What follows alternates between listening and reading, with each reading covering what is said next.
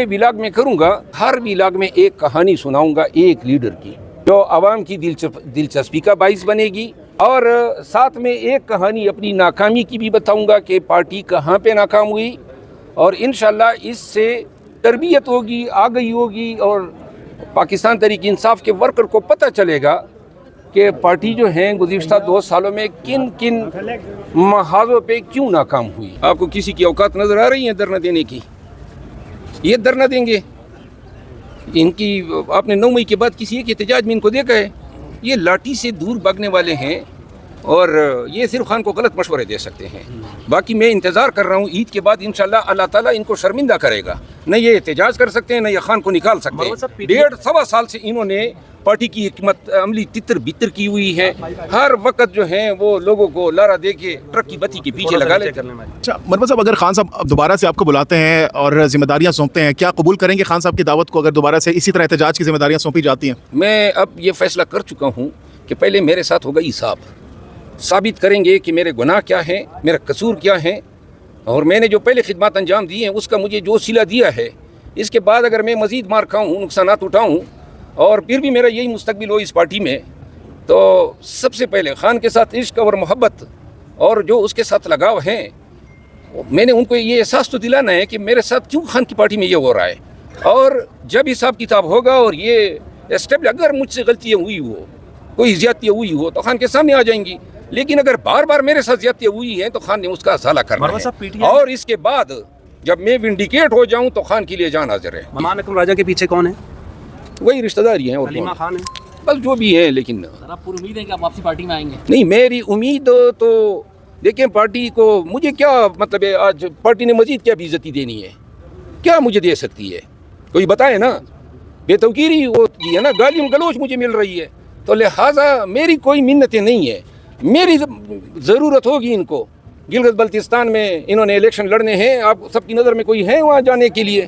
یہ احتجاج عید کے بعد کریں نا، کر کے دکھائیں۔ 3 ماہ کے لیے میں نے بائیکاٹ کیا ہوا ہے، جب اور خان کو انہوں نے بتایا تھا کہ جی اب ہم کراؤڈ پولر بھی ہیں اور ہم احتجاج بھی کر سکتے ہیں، تو لہٰذا جب ان کی غبارے سے یہ ہوا نکلے گی تو تب یہی خان کو کہیں گے کہ جی آپ بلائیں۔ یہ بتائیے گا سر، عمران خان کسی کی بات سنتے بھی ہیں، یہ جو انہوں نے مشیر وزیر جو سابقہ رکھے ہوئے ہیں، یا وہ اپنی کہتے ہیں نہیں مقابلہ کرنا ہے؟ اور موجودہ وقت میں تو خان صاحب جو ہیں وہ صحیح فیصلہ نہیں کر سکتے ہیں، کیونکہ کانا پوسیاں ہیں، کسر پسر ہیں، اور غیبتیں ہیں، چغل خوریاں ہیں، اور ان کی محدود رسائی ہے انفارمیشن تک۔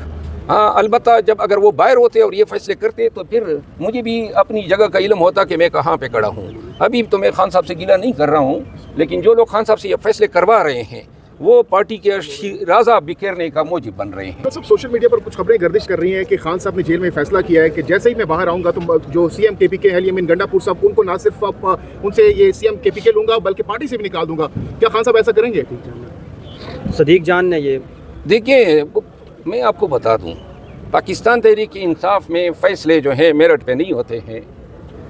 اگر آپ میں سے کوئی بتا دے کہ ایک فیصلہ میرٹ پہ ہوا ہو، سلمان اکرم راجہ جو ہیں اس نے کون سا الیکشن کمیشن میں امتحان دیا تھا کہ سیکرٹری جنرل بن گیا؟ یہ جتنے بھی تعیناتیاں ہو رہی ہے، تقرریاں ہو رہی ہے، یہ ساری سفارشوں پہ ہیں۔ پارٹی پنجاب میں تنظیمی طور پہ نہ ہونے کے برابر ہیں، بلوچستان اور سندھ کا حال یہی ہے۔ کبھی کسی نے کوشش کی کہ وہاں پہ آرگنائزیشن کو دوبارہ جو ہے متحرک کرے، کبھی کسی نے یہ کوشش کی کہ پارٹی جو ہے اس میں صاف شفاف الیکشن ہو۔ انٹرا پارٹی الیکشن بلوچستان میں ہوئے، 450 ووٹوں سے کابینہ بنی ہے۔ کبھی آپ لوگوں نے آج تک دیکھا ہے کہ ہماری پارٹی میں انٹرا پارٹی الیکشن میں کہیں کمپٹیشن ہوا ہو؟ تو پھر جنرل مشرف اور عمران خان میں فرق کیا ہے؟ وہ کہتا ہے کہ سلمان اکرم راجہ سیکرٹری جنرل، میں نے خان صاحب کو کہا تھا، میں نے خان صاحب کو دیکھیں، اگر ورکر کی مرضی سے صوبائی صدور آئیں، ریجنل صدور آئیں، مرکزی کابینہ آئے تو وہ میرٹ پر ہوگی، ورکر کی آواز بنے گی۔ یہ کیا بات ہے، آپ فلاں ہو گئے، آپ فلاں ہو گئے، آپ فلاں ہو گئے، جائیں جی نوٹیفائی کر دیں۔ یہ سیاست نہیں ہوتی ہے۔ جمہوری پارٹیوں میں پہلے جمہوریت اپنے اندر لاتے ہیں۔ یہ انٹرا پارٹی الیکشن جو ہے ہماری پارٹی کے، آپ میں سے کوئی بتا سکتا ہے کہ کبھی تاریخ میں بھی کبھی ہمارے پارٹی میں اس طرح الیکشن ہوئے ہیں جہاں پہ پینل آئے ہو، کمپٹیشن ہو؟ کروڑوں لوگوں نے ووٹ دیا ہے، करोड़ों लोगों ने वोट दिए हैं, लेकिन इंटर पार्टी इलेक्शन में कितने वोट पड़ते हैं? 1000-1200। ये बताएं, आपने मेरिट और सिफारिश की बात की, तो अली अमीन गंडापुर साहब किसकी सिफारिश पे वज़ीर आला लगाए? अली अमीन गंडापुर जो है वो अपने मेरिट के बलबूते पर आया। 6-7 एहतजाज किसने किए? ये जो अभी नहीं मेरिट पे है तो खान साहब को फिर पसंद क्यों नहीं है उनकी कारकर्दगी?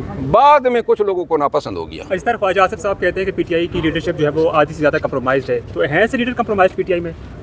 यार मैं ऐसे इल्ज़ामात की तईद नहीं करता हूँ, क्योंकि जहाँ तक चंद लोगों के बारे में तो सवाल हो सकता है, लेकिन आधे से ज़्यादा लीडरशिप ऐसी बात नहीं है। बुज़दिल है, निकम्मे हैं, कमचोर हैं, नाआल है, लेकिन कंप्रोमाइज़ के बारे में मैं नहीं क्या कहता। देखें मरवत साहब ये बताएं, खान साहब को कब तक रिहा होता देख रहे हैं आप?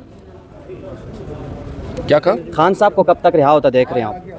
ये सवाल तो आप उनसे पूछो ना जिन्होंने खान की रिहाई का ठेका लिया हुआ है। नहीं, आपने भी तो कोशिशें की हैं। मुझे तो खान की रिहाई के लिए कोई कोशिश नहीं करने दी गई। 11 अप्रैल 2024 के बाद आपको इल्म है मुझे साइडलाइन किया गया है, और 11 अप्रैल तक जो मैंने एहतजाज किए, इसके बाद मुझे कोई जिम्मेदारी नहीं दी गई।